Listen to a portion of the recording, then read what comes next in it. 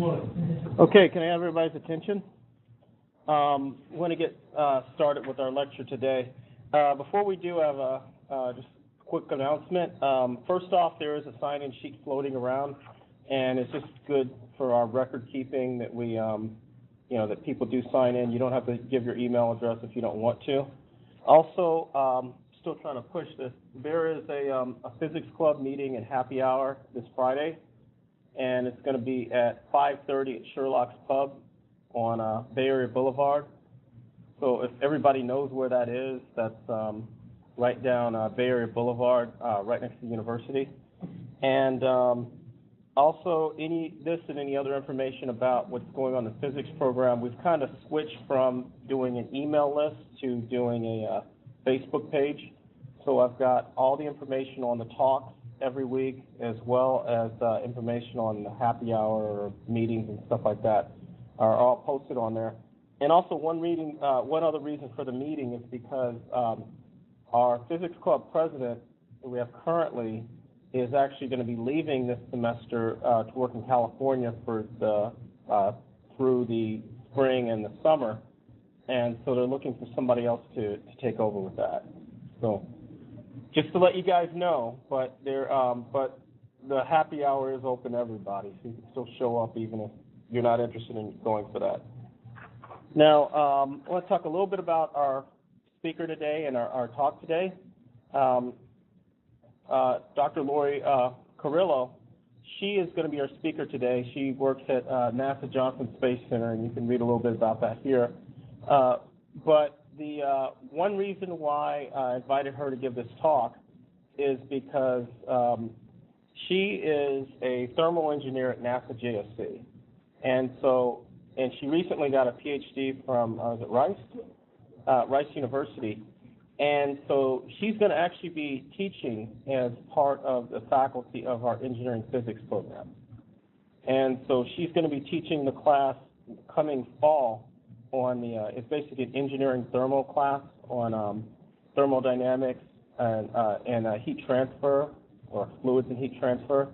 And I think she's also down for teaching the mechanics of materials course in the spring. So for those of you who are interested in the engineering physics or know anything about it, this is a chance to meet one of the faculty for that.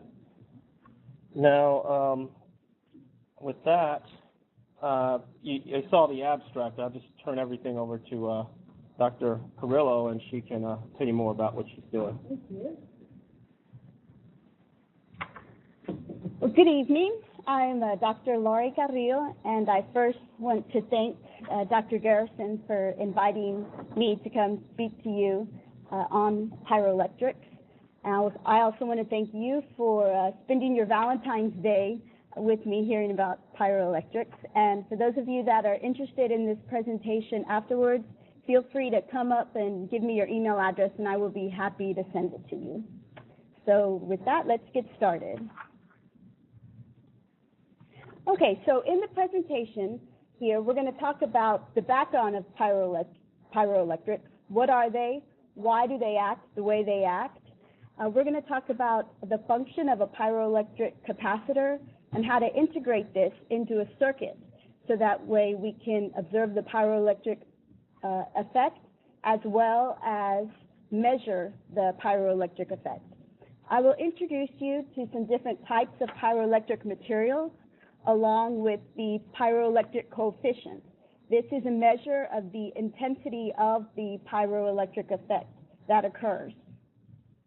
I will also give you a taste of some research highlights, some of the pyroelectric research that is occurring around the world. I recently attended a conference on pyroelectrics in Vancouver and heard several presentations, so I picked some of these and then going to give you just a brief look at those. And finally, we'll end with some applications, some current applications of where we see pyroelectrics being used, and as well as an application that I came up with. I've written a paper on it, and the publication it's in press right now, so that it'll be published soon. And so I'll show you my idea of an application that involves pyroelectrics, and right now it's theoretical, in nature, but maybe it'll get some of you to start thinking about some of the things that can be possible with this phenomenon. Okay, so let's begin talking about some background. And so please sit down and enjoy. If something's really bugging you, a question, feel free to ask. Otherwise, I think we'll have question and answer at the end. And so let's get started. Okay, so what are pyroelectric materials? Well, pyroelectric materials are a special class of materials that when you heat them or cool them, you get an electric response. This electric response is a change in the polarization within the material. So this is what defines pyroelectric materials and the pyroelectric effect. So to talk a little bit about why this happens, let's choose one of the materials to take a closer look at. So what you're looking at here is lead zirconate titanate, or PZT for short. When I first saw that, I thought, well, they should call it LZT, lead zirconate titanate. But if we remember the chemical symbol of lead is Pb, it makes sense that it's PZT. So, so that's the crystal structure that we see here. It has, we see in the corners, we have the atoms of lead. On the face of each side of the crystal lattice is an oxygen. And then in the center, we have either a titanium or zirconium.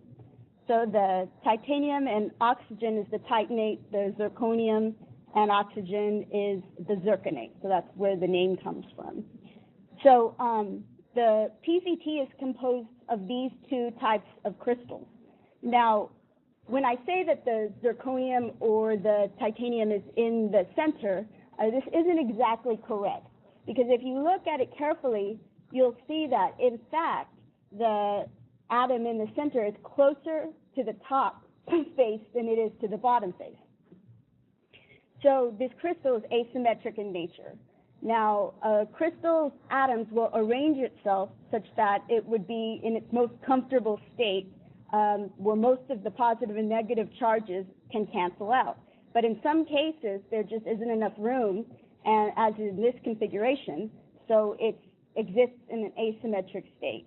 So what we find is that the positive and negative charges don't cancel out, leaving a net field. This net field is what creates the polarization. I indicate the polarization with the red arrow in the center. So throughout the talk, if we're talking about a large polarization, I'll have a long arrow, small polarization, a smaller arrow. Okay. So let's talk about adding heat. My background is actually heat transfer. So as I'm talking, I may talk about things from a mechanical perspective, or I might bring in heat transfer. Often that's just because that's my background. So let's look at this if we add heat to the system. Now, the heat can be added by putting the material in the sun. It can be added by a heater, any type of heat load on the structure. So what happens when a heat load is added, the crystal lattice expands. So we find that the atoms can move around and become more comfortable, more symmetric. The positive and negative charges can cancel out more, so our net field is reduced. Our polarization thus decreases. So for the polarization to increase, we would have a lattice structure that would get smaller.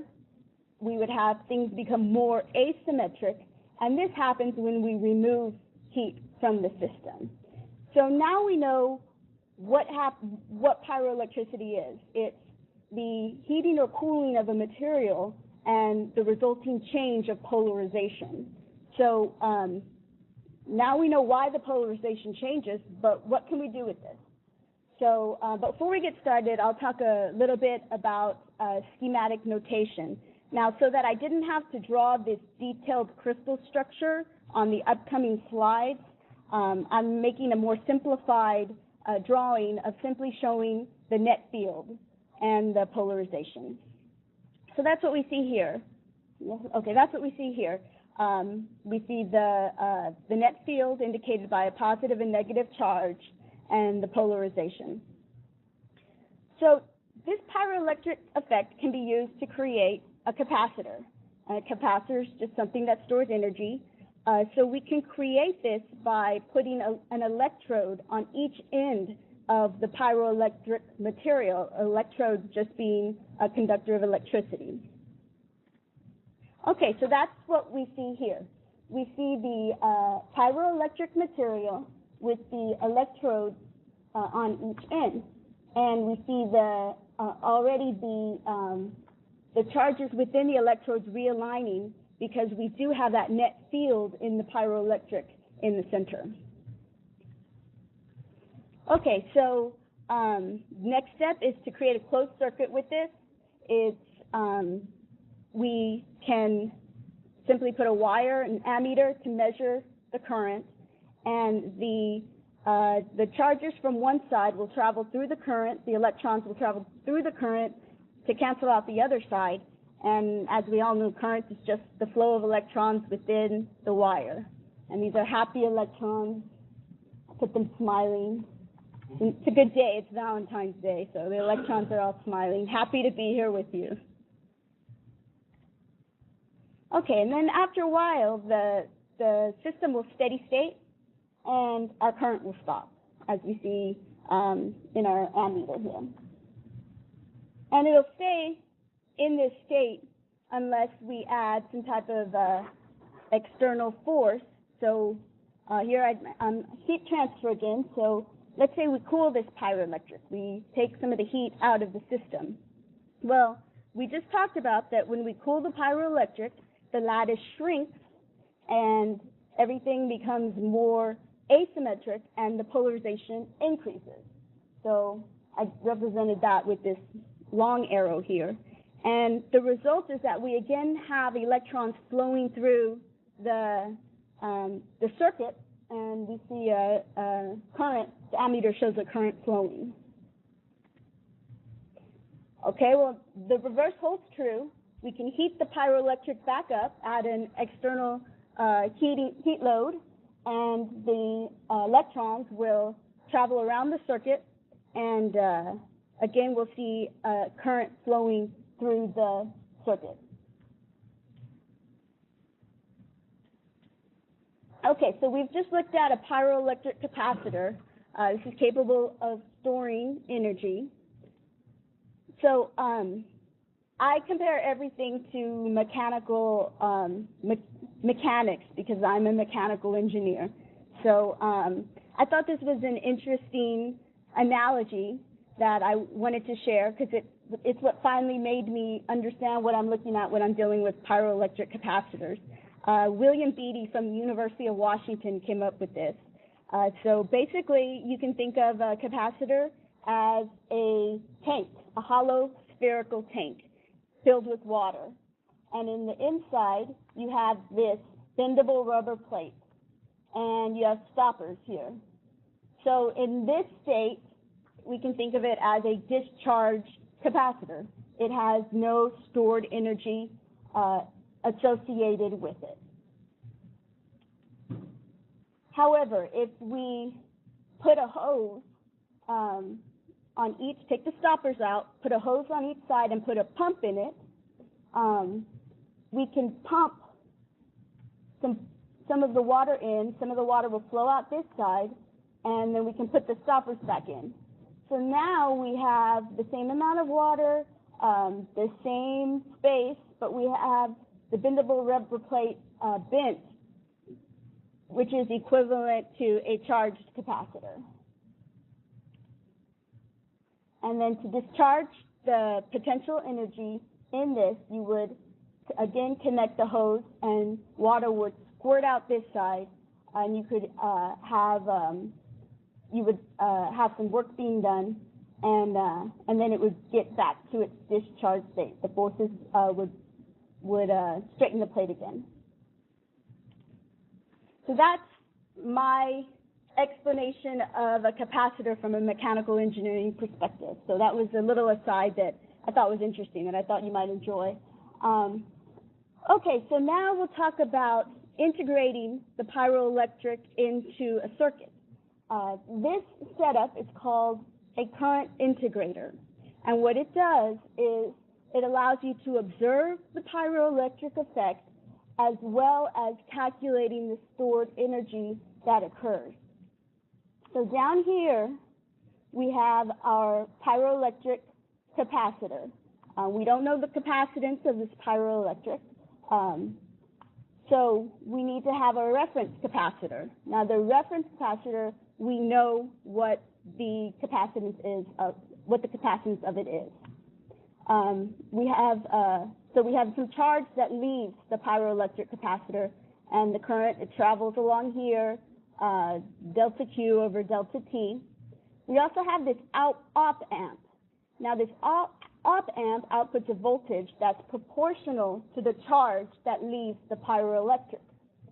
So this V out is what you're actually reading, is the actual output that you're reading off of the computer that you have hooked up to such a circuit. And from this V out, you can calculate the current, the charge that left your capacitor, as well as the energy that is associated with the charged capacitor. Now, the feedback resistor is put here because it allows it to discharge the energy as heat. And we're not so interested in doing anything with it at this point, as we are observing the behavior of the pyroelectric, observing the charge leaving the capacitor as you heat it and cool it, and measuring the energy. So this system, as it exists, if there was no heat load associated with it, you would just have constant values coming out. But as you heat or cool the pyroelectric and you change that polarization and you get the charges flowing through the current, you will see your V out changing. So this is the actual equipment, hardware of the circuit.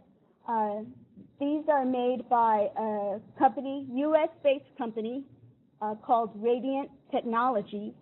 They actually hold 99% of the market on piezoelectric and pyroelectric equipment in the world.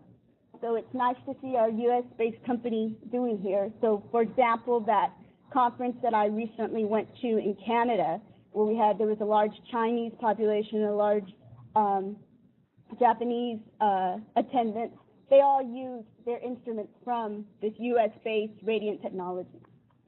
So, again, you see the made in U.S., so I kind of like that about that.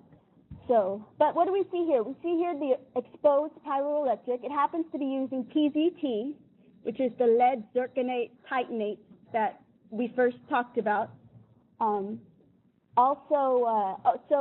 right here is where you would apply heat load. You can do this by putting something hot next to it and just letting the radiative heat transfer heat the pyroelectric. Putting something cold, letting the heat leave the pyroelectric. And then if we flip this over, it looks like this on the top. And so here's our pyroelectric capacitor. And then here is our current integrator, the circuit that we just looked at the previous slide. This is the data output cable connector. So looks like a telephone line. You just stick it in there, and you stick the other side to your computer and load the software, and you're good to go. So here's just an example of an output.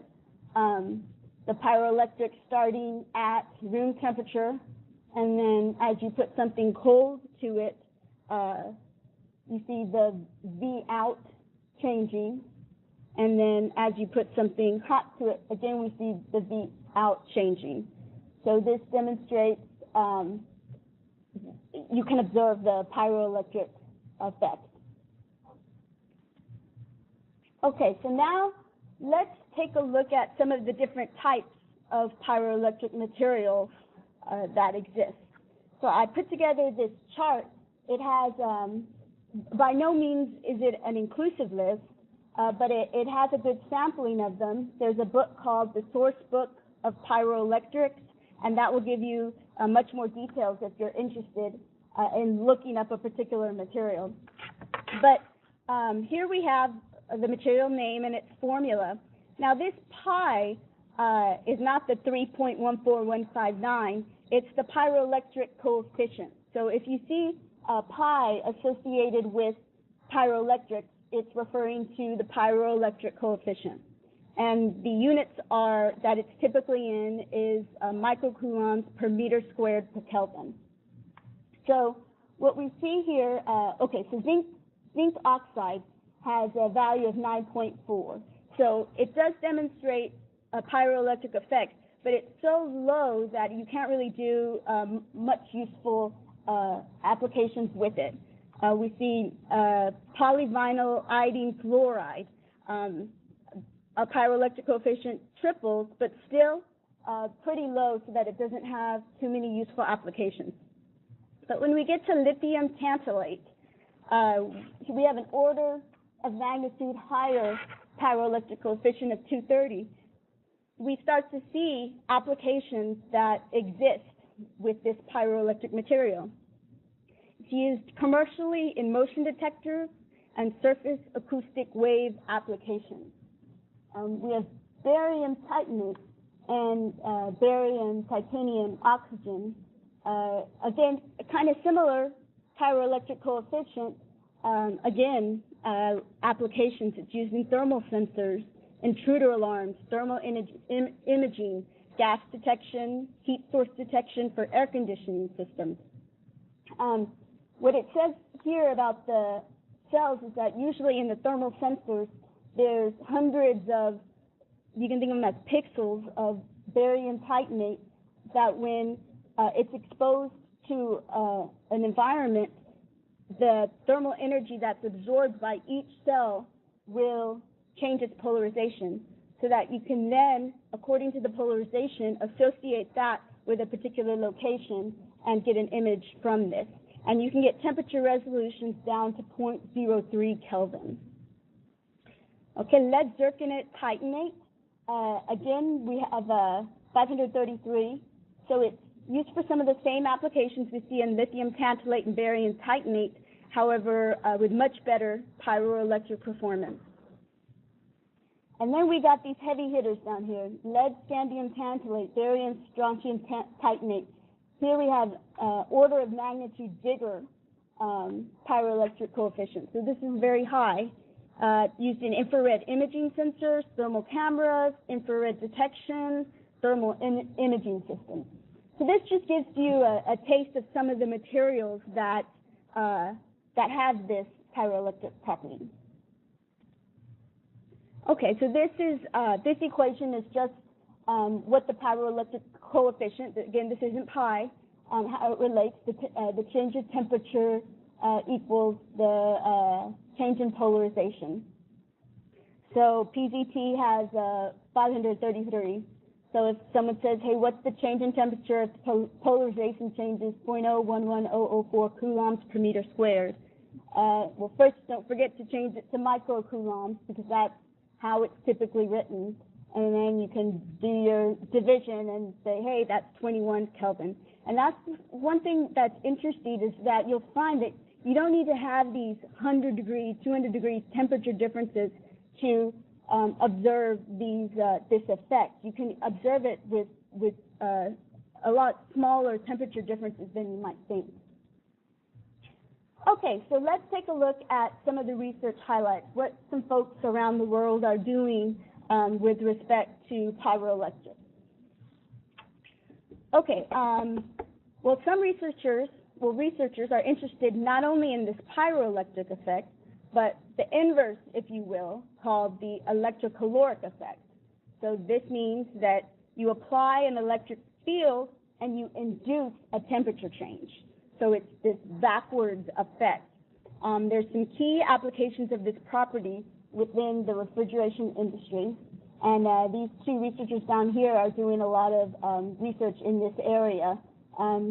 You see it in England and Slovenia. Okay, another idea was, hey, what if we expose the pyroelectrics to a short pulse lasers? What has been found is that the pyroelectric effect is increased with this external application of the short pulse laser. The focus on this is for lithium tantalate, and this is kind of a mid-range pyroelectric that's used for many applications. And this work is being done by some scientists in Japan and Germany. Okay, then other researchers say, hey, what happens if we take a pyroelectric and we dope it? We add some impurities into it. What results happen? There was a presenter at the conference I went to. Dr. Zhu and Dr. Liu were from China, and they took some barium strontium titanate, excuse me, and BST has a very high pyroelectric coefficient. It was the bottom material on the chart that we just looked at. It has the highest one, and they were doping it with the manganese yttrium, and they found that it increased the net pyroelectric effect. So these guys were saying, okay, what's the biggest pyroelectric effect we can get? Now let's try to increase it. Under variable electric fields, the pyroelectric effect can behave in different fashions. Lead zirconate stannate titanate, which is a mid-range pyroelectric, has a mid-range pyroelectric coefficient. With the application of DC bias fields, we see an increase in the pyroelectric effect. This is some research being done by Dr. Yang in Shanghai, China. Okay, so let's look at some applications, some current applications, and then I'll introduce you to the idea that I came up with that I recently wrote a paper about. Okay, so we see them in motion detector devices. If you have any of those intruder alarms, all that is happening here is you have this pyroelectric, and as somebody walks by, your body releases radiant energy. All bodies radiate a certain amount of energy. And so as you're walking by, the thermal energy that hits it will change as you walk by it from its normalized state. And so then an electrical response will be released, and it'll say, hey, start the alarm, there's an intruder, or whatever the command is you have. Or keep the lights on because someone's still walking around inside the room. This is a really interesting application here. These guys Amtech is the company, and they have a portable X-ray machine. And this thing is inches in size. And what they came up with is that they took this pyroelectric crystal that we see here, and they aligned it with a beryllium window and then the temperature sensor, and then the electrons hit the beryllium window and X-rays are produced. So you don't need those big X-ray machines that we have in the doctor's offices. And down here, we see an actual X-ray from this cool X-ray machine of a mummified mouse, which is kind of interesting if you think this, inches size little instrument could take that. This has, some different applications if you're thinking about space travel. I work at NASA, and you're thinking you always want to minimize mass when you go into space.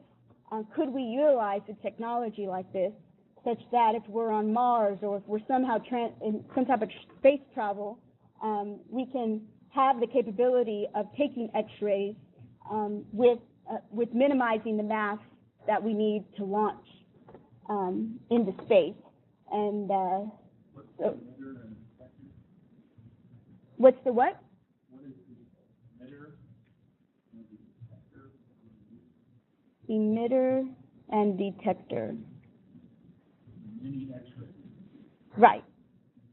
Emitter of X-rays and there's the detector. Okay, the detector of X-rays isn't shown on here. So the But you have a picture of Right. The detector being the film, right? Is that what? Okay, the film isn't included in this. One of the ideas about space travel is in military applications in the field, they have these, they're almost like a soft X-ray film. Okay. So here's my application that I came up with. This is just a theoretical application at this point.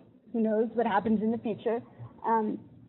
But my idea was to take a look at these pyroelectrics and to use them to take some of the waste heat from spacecraft to change it into usable electrical energy. We have much waste heat in spacecraft. A lot of it's radiated into space because you think about all the systems associated with the spacecraft, the propulsion system, the guidance navigation systems, communication systems. There's a large amount of waste heat, but at the same time we take up batteries to be able to use power. So if we could find something like this and be able to manufacture it, it would be really helpful. So that would be the heat source. The cooling source would be space. Space is 2.7 Kelvin, which is extremely cold. Liquid nitrogen, which is what is used for experiments for space, is 73 Kelvin. So we're talking really cold. So my idea was to cycle the pyroelectric from hot to cold to generate electricity, and to utilize near-field radiative heat transfer. Just to talk a bit about the near-field radiative heat transfer, there's of course three kinds of heat transfers: conduction, convection, and radiation. Now, near-field heat transfer is an area that we're just recently coming to understand, and it's when you get two objects that are within nanometer distances apart, and the surface waves from one can actually tunnel into the other one, thus increasing your heat transfer orders of magnitude. So this would help the efficiency of the system. So here's a drawing of an application that could be used. Here we have the pyroelectric apparatus with mini pyroelectric windows. These plates would be heated with the spacecraft waste heat. I chose palladium because nanofoam because it's very light, and lithium fluoride. Lithium fluoride has been shown to demonstrate properties of increased near-field radiative heat transfer. So this would be the cooling configuration. The pyroelectrics are attached to the spacecraft or International Space Station or in space, being cooled by the coldness of space. And this would be the transition configuration. The plates would be coming down to close it and thus heat the pyroelectrics. And so this is where it would get its cycling of the cold and hot, and there would be electrodes on the pyroelectric. This is my second idea configuration, and this was 3 discs, the center one being having the pyroelectric material coated to increase the heat transfer and this insulating material, and then these outer discs would be having the radiative transparent opening to permit the cooling to deep space and the coated waste heat nanofoam. So depending on how the wheels align, you would either be exposed to deep space and cooling or exposed to the waste heat and heating. So just to talk a bit about the nanofoam and this is coming out of the paper that I recently wrote. I looked at some of these different materials, but I chose the palladium nanofoam to do the heating because it's a very porous, low-density material with a high melting temperature. Here's a picture. I thought it was interesting. This is the metal material, so it has some metallic properties, but it is very, very low density. Okay, here I guess the only thing I want to point out on this is that I used two different coating materials, and the lithium fluoride showed much better heat transfer than the silica. So I'll just leave it at that. I also did the wheel configuration, and the heat transfer for heating the pyroelectric and cooling the pyroelectric was better in this disc configuration. I took a look at the efficiency of this application, and looking at the average thermodynamic efficiency, which is just electric power generated, the usable electric power over the heat flux provided to the hot plate to heat it, the pyroelectric. And then it's very common to, when you're assessing electro or thermodynamic efficiency, to look at the ratios, to compare it with the Carnot cycle, which is the theoretical limit of the thermodynamic efficiency, or to compare it with the Curzon-Alborn. And the Curzon-Alborn efficiency you see more in heat engines, the maximum power production of heat engines, and it considers the irreversibility of the finite heat transfer. And then here are equations to calculate that. 1 minus cold temperature over hot temperature, 1 minus square root of the cold temperature over the hot temperature. And then, of course, our ratios are whatever our system's average thermodynamic efficiency is over these efficiencies that we're comparing it to. So these are all the assumptions. This is the pyroelectric that I chose, which is lead zirconate titanate, and it's not the highest one that's out there, but it's one that's used commonly and pretty accessible. Here's some other specifications that I put, and we see the efficiency 1.16, and here what we see is some of the problems we run into for people that don't want to use pyroelectrics, and what we need to do to further develop them is we need to kick up this efficiency. When we compare it to the Carnot efficiency, it's 17%, and then the Curzon-Alborn efficiency, it's 32%. Now, some people say, well, hey, if you're radiating this heat into space at 100% loss, at least you're getting something back. These numbers show, hey, there is some promise if maybe we do some tweaks to the system, maybe make it bigger, maybe increase the heat transfer, use a higher pyroelectric coefficient. Maybe we can increase these numbers. But this was just a first look at seeing what would happen with this.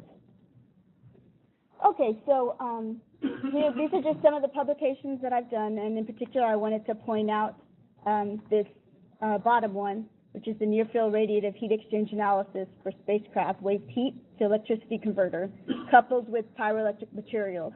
And it'll be coming out in the ASME Thermal Science and Engineering applications.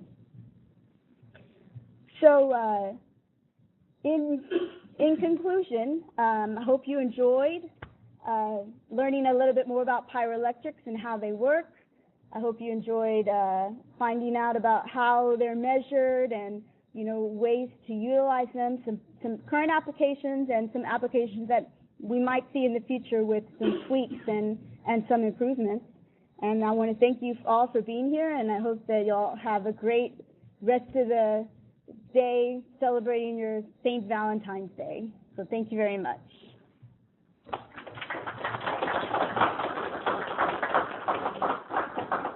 Questions? You talked about the doping potential. For spacecraft applications, there's an enormous amount of energy coming from galactic cosmic background. Okay. Do these materials make sensitive to this by adding some organic chemistry that allows them to be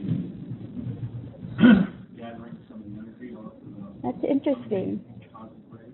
That's an interesting idea. I hadn't thought of that, but that is definitely The whole point is to scavenge. right, right. So we'd be scavenging some of the cosmic heat, just adding it to what we're trying to put into usable electricity. That's a neat idea. I'll have to do some thinking about that. Thank you. Yes. The production of the pyroelectric materials, what kind of cost prohibitive? I mean, it seems like it would be expensive to experiment with if the materials themselves are expensive. It depends on what material you're talking about. For example, the PZT material, it's not that expensive. I know because I was able to acquire it for experimenting at NASA with some funds that were available. So it's within a range that you would think. Some of those big ones with the high pyroelectric coefficient, I've never bought them, but I would assume that they're probably a little more expensive, and that's why they're used less often than some of these other ones that we see more in applications. But yeah, I knew that question might come about the cost of them, and maybe in a few years I'll be able to answer it better when I've done some more purchasing, and maybe people will give me more money to buy stuff than they do now. Yes. Is the life cycle time limit on this application? That's a good question. Something Right, like. For example, of the sensor, like say your home, is there a life cycle with that? So you have to replace that material again?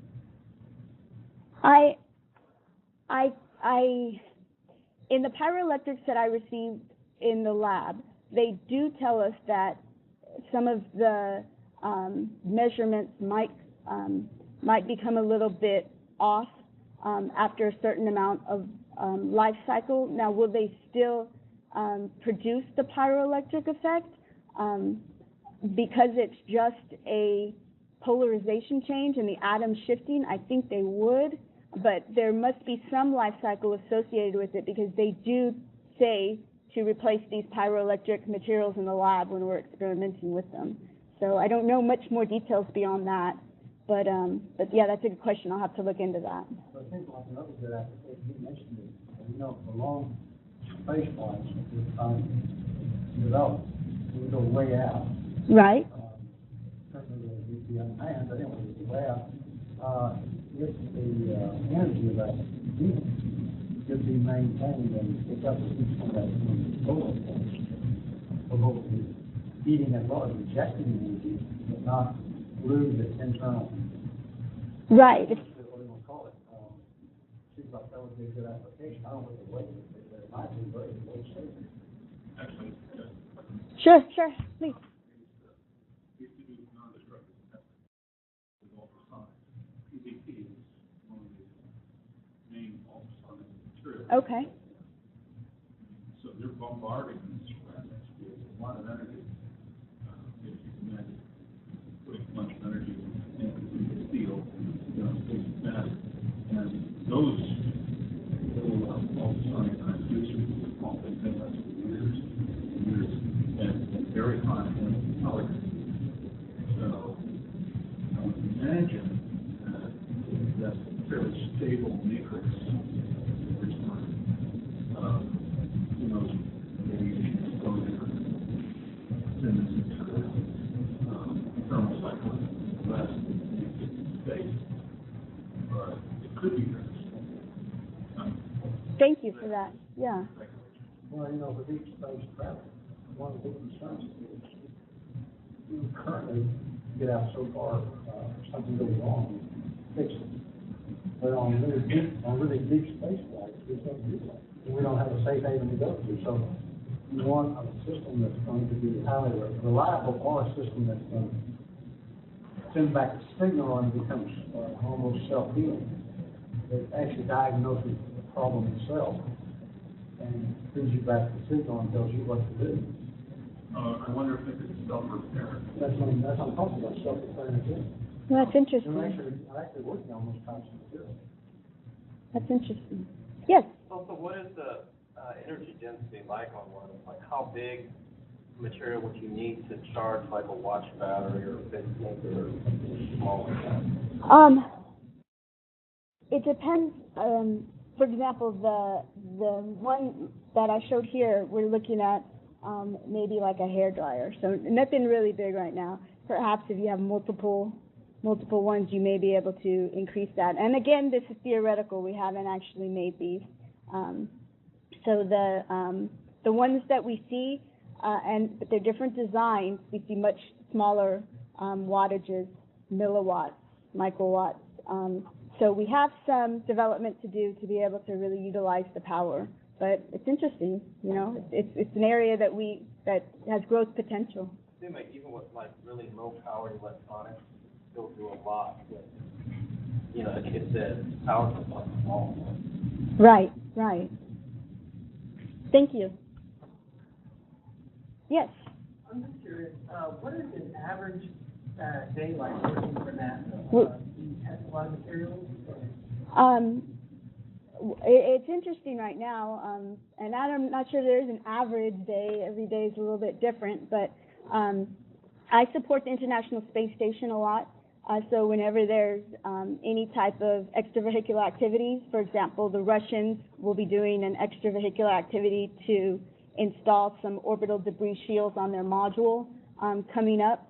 We have to make sure that all the thermal systems are working correctly, that the touch temperatures of the surrounding thermal systems are powered down so that the astronauts don't come in contact with them. And if they are powered down, that we maintain the temperatures within the limits for whatever the function is.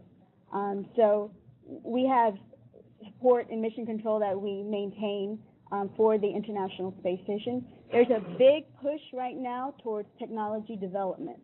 So they have small grants, if you will, that they give to any employee who submits an idea that they like. They'll give a small sum of money to go out and look at it, develop it, and this is on the side of your normal duties to try to grow these new ideas, these new technologies. So that's a big push right now, because since some of our funding is decreasing, we need to find more inexpensive ways to do a lot of the things that we're doing. So you're seeing a lot more push to research, and it's interesting because those of you that are graduate students, or those of you that are thinking about becoming graduate students, having the research experience is really giving folks a leg up right now, because we're moving from this shuttle operation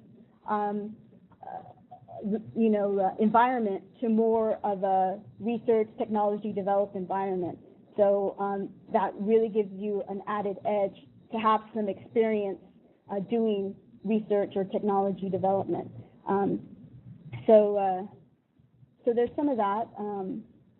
Right now, what I'm doing is we have thermal models for all the payloads that are going to be going up on the International Space Station.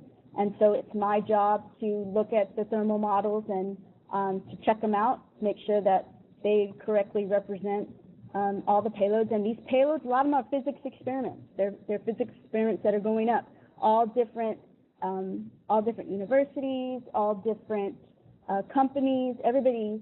You know, these payloads there's different groups supporting them and putting their experiments up. So just to check that everything's been checked out from a thermal perspective for them to go up. So I do a lot of modeling, a lot of equations. That my expertise is